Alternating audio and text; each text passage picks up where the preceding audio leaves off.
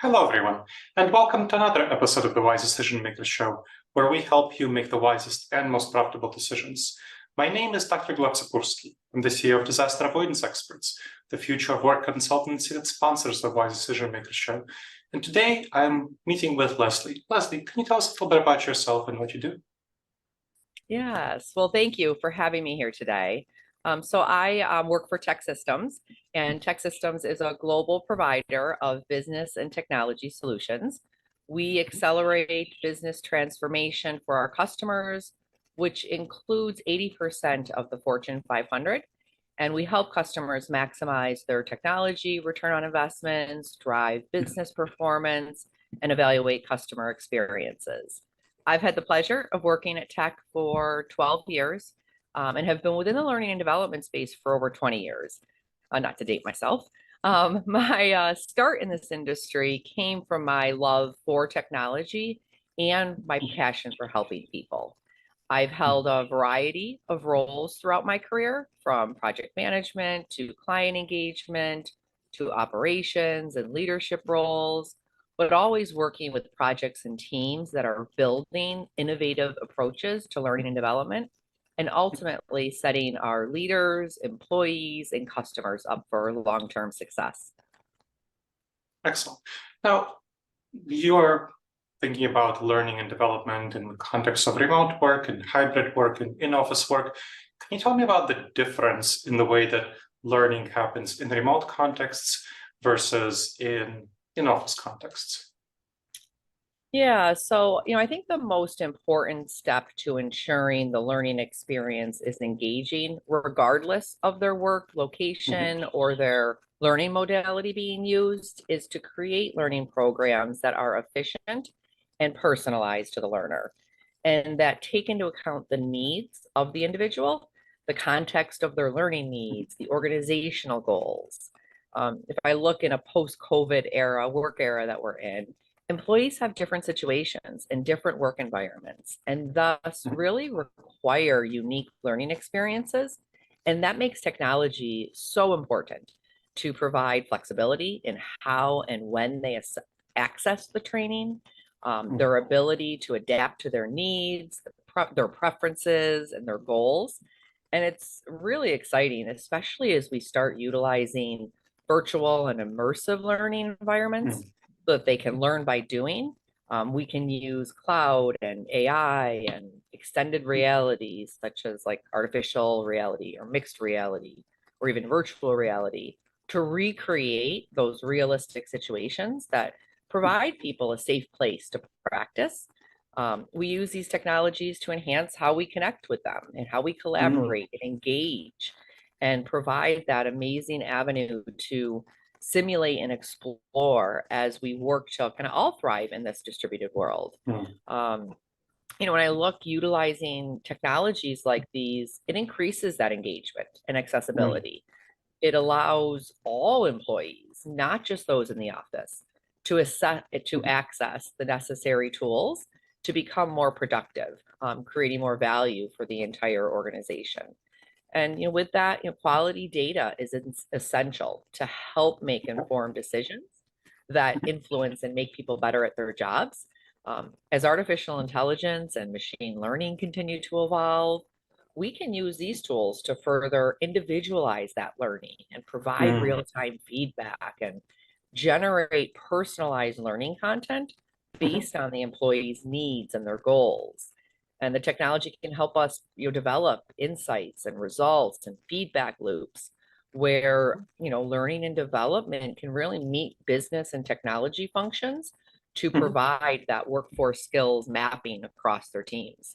And, that really kind of having that insight for a company into what skills they need today, what will they need in the future, combined with that data, really can highlight where to target those upskilling and reskilling programs that learning and development is producing. And many companies may not be able to train employees and implement some of these advanced technologies on their own. And working with a learning partner can really help ensure all these different tactics result in a positive ROI for them. Okay, so that's certainly, I can see the value of technology, and that It's not a differentiator between people who are working remotely and who are working in the office. So I've helped 25 companies by now transition to figuring out their future work plans, and 23 of them chose a hybrid modality, 2 of them chose remote first modality. And the hybrid modality, a important driver of that was learning. They felt that it was important to be in the office for employees to learn. So from your words, maybe they're making a mistake. Maybe it's not so important for employees to be in the office to learn if they are deploying technology effectively. What's your perspective on that? Yeah, so kind of what are those challenges in that kind of hybrid or in-person learning environments? What things might be missing for remote workers that my clients are trying to gain by bringing employees to the office? Or maybe, like I said, maybe they're making a mistake. Maybe they should not be. Maybe learning should not be a driver of bringing employees to the office, and you can have all the learning there. There's no particular benefit to being in the office for learning if you're using technology correctly. So what are your thoughts about that? Yeah, I mean, I look at it and I think employees, they need to feel confident that their organization is invested in their future. And, this has benefits of improving retention and productivity. So I would look at, fostering that positive learning environment where growth opportunities are available and accessible is really the essential piece there for employee engagement for any program, hybrid, virtual, in person, that an organization is rolling out. And I think there's challenges there. Oh, sorry. No, go ahead. I thought that you were finished speaking. Please go ahead, Leslie. Yeah, I think there's challenges there. Some challenges for hybrid learning is that it creates a gap between remote and in-person learners, as they may have different levels of interaction. Remote learners can feel really isolated and less motivated. We've all struggled with overcoming, video conferencing fatigue, while in person, they may become overwhelmed and distracted as well. So, I look, and by using technology, you can really measure that level of engagement within a learning experience, and then make the real-time targeted changes to improve the engagement, regardless of what that learning modality is or how they're accessing it, to improve that effectiveness for that learning experience. Okay. Now, one of the concerns my clients have is not learning the technical content. Technical content, they're less worried about, and they think, well, that's something that I can get my remote team members to take classes, to do various modules. But learning how the organization functions, learning who the people are, learning the unwritten rules of the game, which they get through mentoring, through on-the-job training, through quick ability to answer questions, which are things that are quite a bit harder to capture through technology. And that's one reason why they want their team members to come to the office to get that mentoring and on-the-job training. What's your perspective on the less technical, but more human and more cultural aspects of learning for junior staff in particular? Yeah, I mean, I think it all is open lines of communication and gauging their feedback and creating that culture of kind of continuous learning, regardless of the subject matter. And, in a remote environment, building that connection with others does become more challenging. It is easier in live to get them together, physically, and have those side conversations, but it's not impossible in a remote environment. I think you just need to, really leverage the technology to, how can you create that connection that leads to better mentoring, that leads to better coaching, and that relationship is really key to that. Yeah, that's what I've really found, that it's for the clients of mine that chose a remote first modality, it takes more time and effort, but they're able to do it just as well eventually. So for clients that choose a hybrid modality, what I advise them to do is have the first few, if we're establishing a mentoring relationship, to have the first few mentoring meetings in person. So you have that trust, because you build up that trust more quickly when you're meeting in an in-person setting, and you can have all the nonverbal cues, all the emotions that you can convey, all the casual chatting. because it's really difficult for a mentee to reveal vulnerabilities. And that's really what the relationship, it's key for the relationship with the mentor, for the mentee to be able to reveal their vulnerabilities. And so it's definitely doable when you're working remotely, but it takes more meetings and it takes more interactivity for that to happen. I'm curious about your experience with the specific mentoring dynamics and how those might differ between in-person versus remote.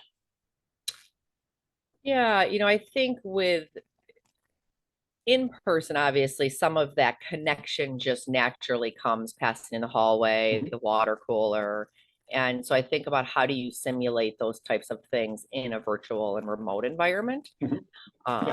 Again, all of that's, completely feasible.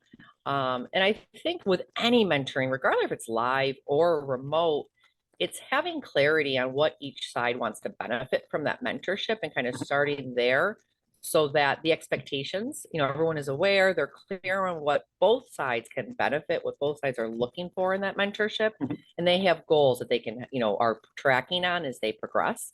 As you said, the relationship really is key because, that vulnerability and that self-awareness and the, having the openness to talk about that remotely when you haven't had that face-to-face time just takes longer in a virtual environment. But video, conferencing definitely helps with that.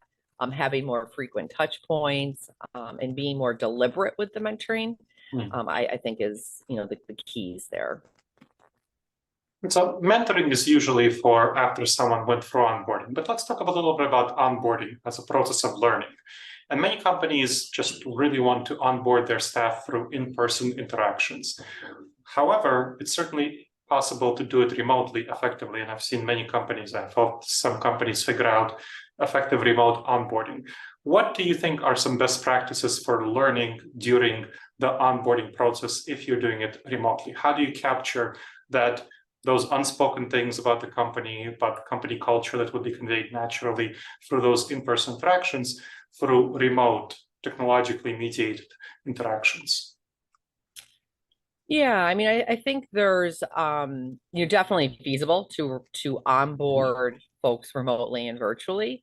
I think with any onboarding program, having clear things that a new hire is going through. Whether that's job shadowing, whether that's performance, different things that they need to go through to learn the different processes and different tools. I think in job shadowing, I've seen folks within my team that are onboarding virtually where they have kind of their working environments and their working screens up as they're going through their day, and so that they can ask questions as the new hire is, bumping into something that they haven't done before. I think having, those building those relationships as a new hire is harder. So as a mentor for someone who's coming in new to the organization, helping them make some of those introductions virtually. And so they're starting to build their network out and, having clarity on kind of what does success look like at that 30-day mark? What does success look like at that 60-day mark, 90-day mark? It's critical regardless of if you're on board or in person or remote. But I think really having clarity on what that success looks like helps both sides of that, the mentor as well as the new hire. That makes sense to me. Now, I want to talk a little bit about a distinct topic, which is the role of artificial intelligence, generative artificial intelligence within learning and development. And so this is going to be, I think, something that's going to make a real differentiator that facilitates people learning remotely more, because you can store more information from the company and convey more information to people through generative AI and through this text-based interactions. I'm curious about your thoughts on how generative AI will impact learning more broadly, and then specifically the difference, how it will maybe elide or reduce the difference between learning within in-person versus remote contexts. Yeah, I think there's obviously huge opportunity there for it to really transform from a learning and development perspective. And I think generative AI, really can become a powerful tool in the learning and development landscape. How we're capturing feedback, how we're learning some of those foundational and base skills. And I look for any of, whether it's generative AI or another technology, I think it really comes down to building the relevant skills you need in that organization, and ensuring that you're motivating your team into where they need to grow and learn. And I think generative AI can help with that personalization of the skills that they need to build in their role for today, as well as the skills that they need for the future. And really kind of helps provide access to so many different sources for them to learn and grow from. And that makes a lot of sense. Now, as we finish up the conversation, what's your vision of learning and development evolving in the future, including its impact on remote work and hybrid work?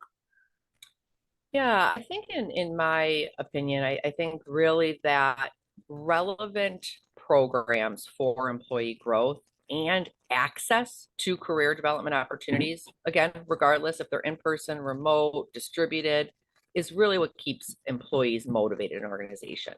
So, executives, really have to look to align their learning tactics, their tools, their technologies that they're using to their business goals, and then meet their individuals and their team members where they're at. And when I look at learning and development programs and ensuring that relevancy to the right skills, the right company objectives, and to each employee's career growth is really kind of mission critical. And so creating that workforce strategy that meets the needs and the desires of the workforce as a whole, again, regardless of location, and is multifaceted, leveraging different strategies, different technologies, different programs to upskill, to reskill employees, support them where they currently are, as well as for the future and emerging skills. And especially as technology is just evolving so much, that, it helps with, employee retention and opportunities for those future roles. Excellent. Well, thank you very much. I really appreciate you sharing your expertise, Leslie. Yes, no problem. Thank you, Dr. Gleb. It's been great today to meet with you. And thank you to the audience for checking out another episode of the Wise Decision Maker Show. Please make sure to subscribe wherever you checked out the show and leave a review. It helps others discover the show, and it helps us improve the show. All right, everyone. I look forward to seeing you in the next episode of the Wise Decision Maker Show. And in the meantime, the wisest and most profitable decisions to you, my friends.